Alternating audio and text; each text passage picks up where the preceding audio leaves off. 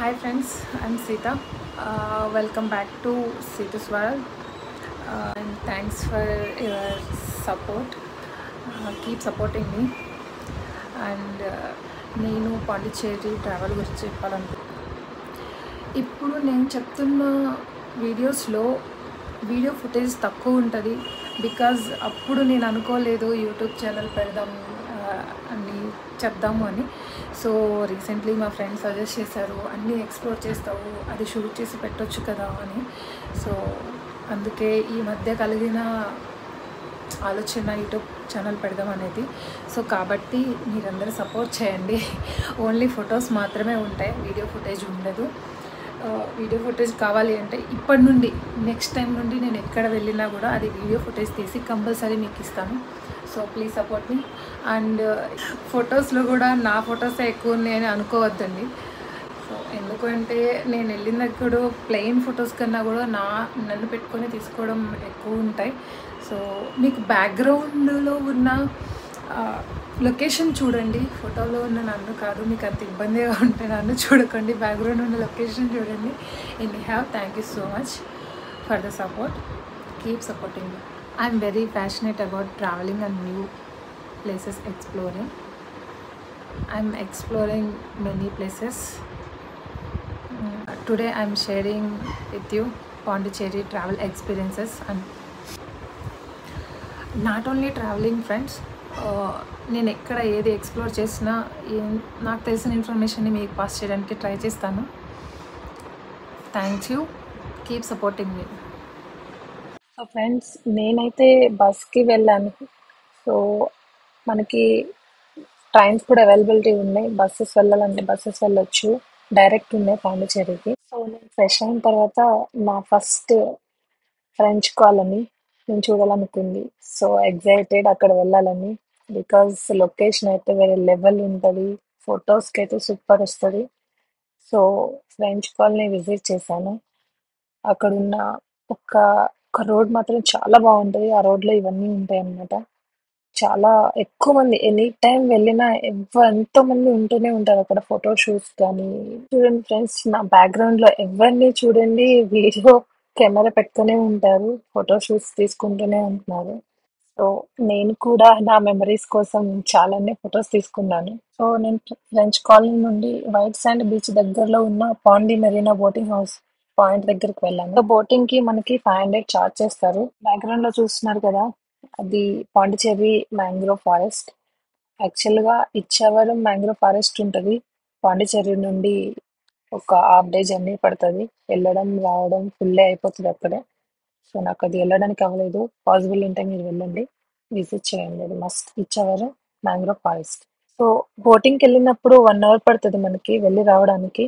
ఈ బోటింగ్ టైంలో మనకి ఒక టూరిస్ట్ ప్లేస్ చూపిస్తారు, అరికమేడు. ఈ టూరిస్ట్ ప్లేస్ మనం బోటింగ్ నుండైనా వెళ్ళొచ్చు, లేదు బై రోడ్ కూడా వెళ్ళొచ్చు. నా పర్సనల్ ఎక్స్పీరియన్స్ తో చెప్తున్నాను, Pondicherry the best tourist place. Because locations అన్ని చాలా బాగుంటాయి. ఫోటో షూట్ కానీ వీడియో షూట్స్ కానీ చాలా చాలా బాగుంటాయి. సో ఇక్కడ నా బోటింగ్ అయిపోయి రిటర్న్ వచ్చేసిన తర్వాత మళ్ళీ సేమ్ పాయింట్కి తీసుకొచ్చి డ్రాప్ చేస్తారు మనల్ని. సో అక్కడ నుండి పక్కనే ఒక బీచ్ ఉంటుంది అనమాట, వైట్ శాండ్ బీచ్ అని. చాలా బాగుంటుంది ఫ్రెండ్స్, విజిట్ చేయండి.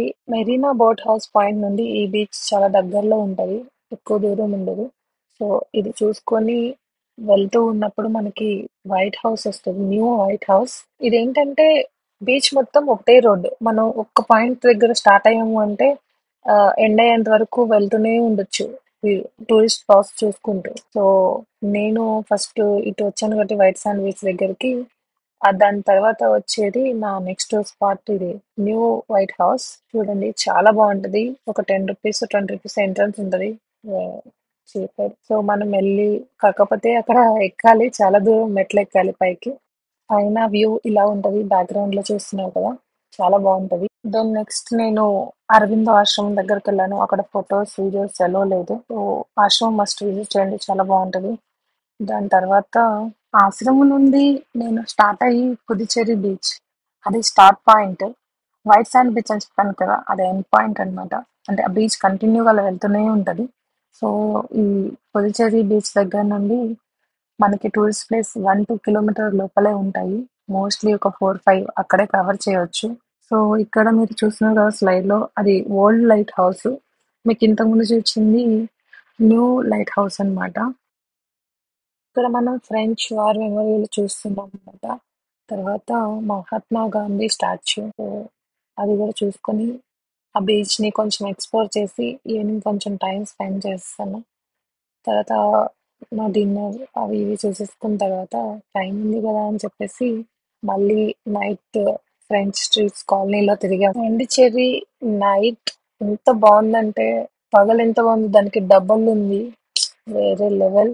సో ఫ్రెంచ్ కాలనీ నుండి ఒక 4-5 కిలోమీటర్లోనే చర్చ్ ఉంటుంది. ఇది చర్చ్ నేమ్ ఏంటంటే the sacred heart basilica church. చాలా ఫేమస్, చాలా బాగుంది కూడా బయట నుండి అండ్ లోపల నుండి కూడా. సో అట్లా నేను డిన్నర్ చేసాక చర్చ్కి అండ్ ఫ్రెంచ్ కాలనీ కూడా ఇంకొకసారి నైట్ టైం చూద్దామని వెళ్ళాను. సో నా డే 1 కంప్లీట్ అయిపోయింది. So next day morning day 2 ఆరోవెల్లి వెళ్ళాలి. ఫస్ట్ స్పాట్ ఆరోవెల్లి నాది నెక్స్ట్ డే. సో ఆరోవెల్లి వెళ్ళాలి కదా అని చెప్పి కొంచెం ఎర్లీగా వెళ్ళి పడుకున్నాను.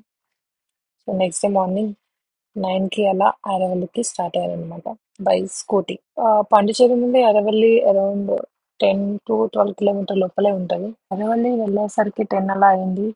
నాకు అక్కడికి వెళ్ళాక తెలిసిన విషయం ఏంటంటే రిజర్వేషన్ చేయించుకున్న వాళ్ళకి మాత్రమే లోపలికి ఎంట్రీ ఉంటుంది అని. సో నేను చేసిన తప్పు మీరు చేయొద్దు ఫ్రెండ్స్. ముందుగానే ఒక 2 days ముందుగానే మనం లోపలికి వెళ్ళాలంటే రిజర్వేషన్ చేసుకోవాలి. ఇది వెళ్ళే దారిలో ఒక చిన్న మ్యూజియం ఉంటది. ఆ మ్యూజియం అక్కడ కనిపిస్తున్నది. సో అక్కడ గ్లోబ్ కనిపిస్తుంది కదా, ఆ గ్లోబ్ లోపలికి గోల్డెన్ గ్లోబ్ దాని లోపలికి వెళ్ళాలంటే రిజర్వేషన్ చేసుకోవాలి మనం 2 days 3 days ముందు. అది లింక్స్ అని నేను డిస్క్రిప్షన్ లో పెడతాను చూడండి. బైక్ పార్కింగ్ దగ్గర నుండి ఆ గోల్డెన్ గ్లోబ్ దాకా చాలా దూరం నడవాలి ఫ్రెండ్స్. కొంచెం గట్టిగా బ్రేక్ఫాస్ట్ చేయండి. లేదు నడవలేని వాళ్ళకి బస్సెస్ ఉంటాయి, ఫ్రీ బస్సెస్, ప్రాబ్లం లేదు.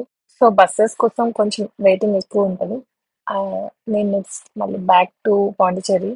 సో దాని తర్వాత టెంపుల్కి వెళ్ళాను అనమాట. టెంపుల్కి morning and evening specific timings ఉంటాయి. ఆ టైమింగ్స్ లో మాత్రమే ఓపెన్ చేస్తారు. సో టైమింగ్స్ చూసుకొని వెళ్ళండి. ఇక్కడ పాండిచ్చేరిలో కొన్ని యూనిక్ ప్లేసెస్ లో పిక్స్ చూపిస్తున్నాను చూడండి. అంటే బ్యాక్గ్రౌండ్ లొకేషన్స్ చూడండి. ఆ, ఇక్కడ నుండి నా డే 2 కూడా కంప్లీట్ అయిపోయింది. సో నాకు పెండింగ్ ఉన్నది ఒకటి ఉంది. నేను పాండిచ్చేరిలో ఒకటి అంటే నేను అనుకుని వెళ్ళిన దాంట్లో చూడండి ఒకటి ఉంది. Ichchapuram mangrove forest. నాకు తెలిసి చాలా బాగుంటుందని విన్నాను. కుదిరితే మీరు మీ లిస్ట్ లో యాడ్ చేసుకోండి. నేను మిస్ అయింది, మీరు మిస్ కాకూడదు. నాకైతే ఎస్పెషల్లీ పాండిచ్చేరి చాలా బాగా నచ్చింది.